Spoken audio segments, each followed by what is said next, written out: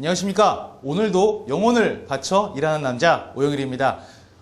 여러분 ELS라고 들어본 적 있으시죠? 주가지수 연계증권이라고 하는데 이게 금리가 낮아지면서 2008년 금융위기 이후에 우리나라가 초저금리 시대로 돌아가기 시작하면서 많은 사람들이 이제 은행에 돈을 넣어놔도 이자가 별로 없구나 라고 하면서 대안 상품으로 ELS에 대한 관심도가 굉장히 많아졌고요. 또 실제로 ELS에 가입하시는 분들 꽤나 많이 있으십니다. 자, 그런데 저는 개인적으로 ELS를 별로 선호하는 편은 아닙니다. 예, 왜 ELS 선호하지 않냐면 제가 ELS 구조 너무 잘 알아서 그래요.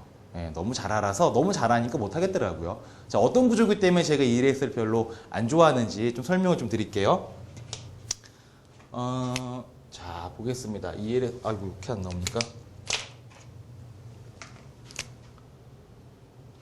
선을 하나 그리고 만약에 ELS가 있는데 이 ELS가 예를 들어 100만 원짜리 주식의 기초자산으로 한다. 뭐 예를 들어서 삼성전자를 기준으로 해서 삼성전자의 가격의 변동에 따라서 주가가 결정되는 상품이다라고 좀 볼게요. 자, 100만 원으로 시작했던 게 자, 이제 100만 원으로 끝나진 않겠죠. 어떻게 되냐면 등락을 반복을 하다가 이렇게 끝납니다. 그러면 130만 원이 되겠죠. 그러면 나는 30만 원의 이익이 생기게 되겠죠.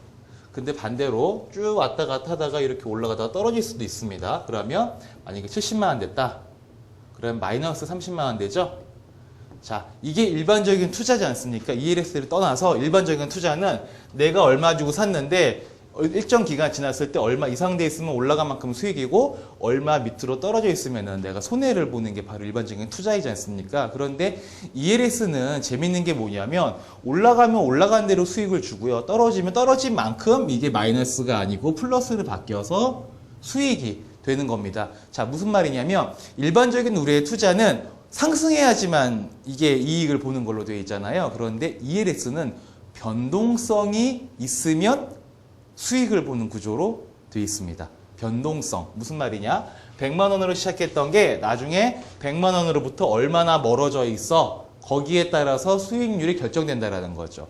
만약에 60만 원까지 떨어지면은 40만 원 빠진 거죠. 그러면 그 40만 원이 내 수익으로 되는 겁니다. 너무 좋죠. 여기까지만 보면은 너무 좋습니다. 올라도 수익, 내려도 수익. 근데 이것만 있지는 않겠죠. 뭔가 다른 문제점이라든지 단점, 좀 우리가 알아야 될 사항들이 있지 않겠습니까? 자, 그게 바로 중요한 건데 뭐냐면 얘는 시작할 때 처음부터 이렇게 하한선과 하한선을 정해놓고요. 그리고 상한선을 정해놔요. 상한선 150이라고 한번 해볼까요? 이렇게 상한선을 정해놓습니다. 그래서 투자를 하다가 왔다 갔다 하다가 여기를 만약에 이렇게 올라갔다가 내려와서 이렇게 해서 이렇게 딱 갔다. 그러면은 처음에 정해놨던 여기 범위 그 상한선 있지 않습니까? 상한선을 넘어갔다가 가는 거잖아요. 그러면 이 상한선 넘어간 시점을 우리들은 KO 됐다고 얘기를 합니다. 낙아웃이라고 하는데 윷놀이 할 때 우리가 그 판에 던져야 되는데 그 판에서 밖으로 나가면 나가리 됐다라고 얘기하지 않습니까? 얘도 마찬가지로 정해진 판이 있는데 그 판을 넘어가면은 나가리 됐다라고 보시면 됩니다. 그래서 이 판을 넘어갔을 경우에는 마지막에 수익이 발생을 해도 이거는 고객이 가져가는 게 아니고 증권사가 가지고 가게 돼 있습니다. 예, 무슨 말씀인지 아시겠죠? 자, 마찬가지로 막 등락을 반복을 하다가 이렇게 쭉 내려왔다가 이렇게 해서 이게 딱 끝났어요. 70만 원 똑같이 70만 원이 끝난 건 똑같은데 얘는 내려갔다가 올라왔죠. 여기죠. 이때도 마찬가지로 KO가 된 겁니다. 나가리가 된 거죠. 나가리가 돼서 이렇게 됐을 경우에는 플러스가 30만 원이 원래는 이익이었지 않습니까? 이게 안 내려갔다 그냥 여기서만 왔다 갔다 하다 끝났을 때는 이익이었는데 내려갔다가 KO 되는 순간 마지막에 결정되는 만큼 다 손해로 잡히게 되는 거죠. 떨어진 만큼이 다 손해가 되는 겁니다. 무슨 말씀인지 아시겠죠? 자, ELS가 그래서 변동성이 있어야 수익을 가져갈 수 있는 건 맞는데 변동성이 너무 커버리면 수익을 못 가져갑니다. 예, 무슨 말씀인지 아시겠죠? 자, 그래서 여기까지만 보면 그닥 그렇게 좋은 거다 나쁜 거다라고 판단 짓기가 애매하죠. 왜? 증권사 입장과 나의 입장이 좀 상충이 됩니다. 무슨 말이냐면 증권사는 나는 1년 동안 예를 들어서 1년 동안 증권사는 이거랑 상한선이나 하한선을 이 주가가 벗어날 것 같은데 라고 얘기를 하는 거고요. 그쪽에 배팅을 하는 거고, 고객은 아니야, 1년 동안 아무리 변동폭이 있어도 이 하한선 이만큼과 상한선 이만큼 안에서만 왔다 갔다 하다 끝날 것 같아 라고 고객들은 생각을 하게 되는 거죠. 증권사는 벗어날 것 같아, 고객은 아니야, 안 벗어날 것 같아. 그러면 우리 내기 한번 할까? 그 내기에서 이긴 사람이 돈 가져가자. 그게 바로 ELS입니다.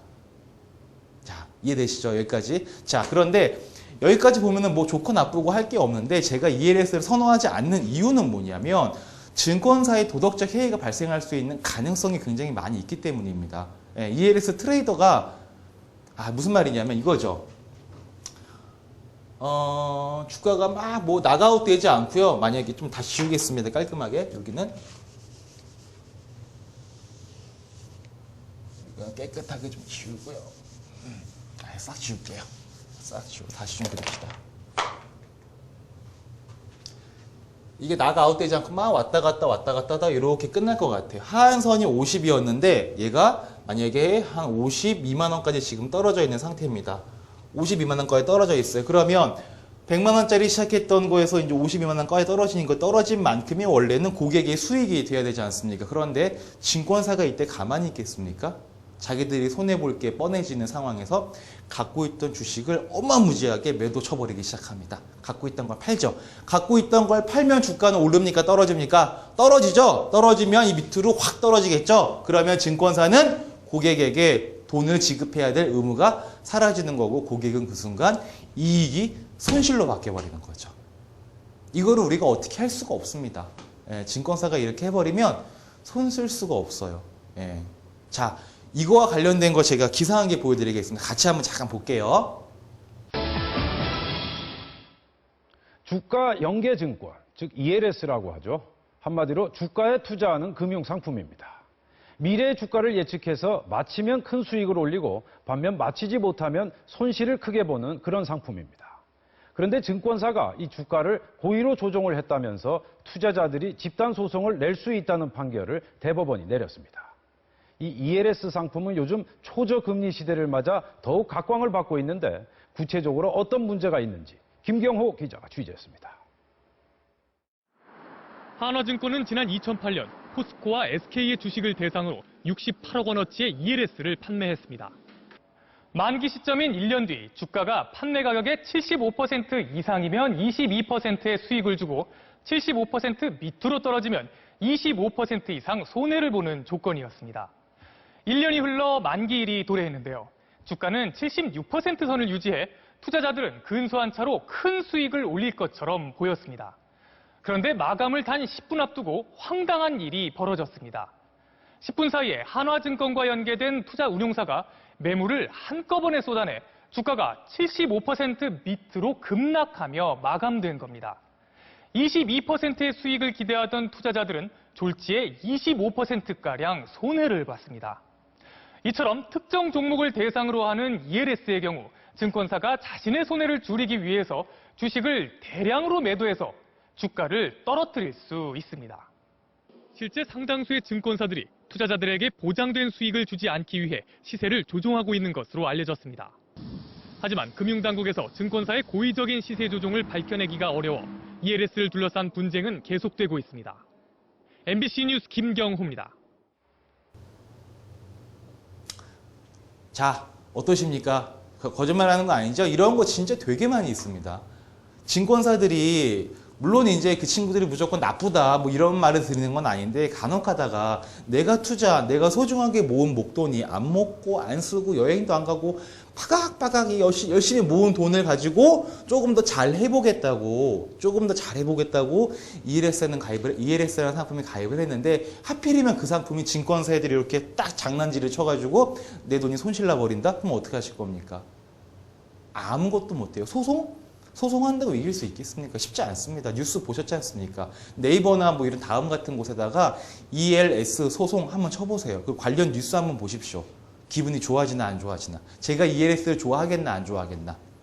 별로 좋아질 수가 없습니다. 그래서 ELS는 어떻게 보면은 가입해놓고 그냥 물돈 넣고 비나이다 하는 거 있죠? 그거나 마찬가지예요. 돈 딱 넣어놓고 주가야 제발 이 아는 사람 왔다 갔다 해주세요라고 그냥 비나이다만 해야지 내가 어떻게 컨트롤할 수 있는 상황이 아무것도 없습니다. 예.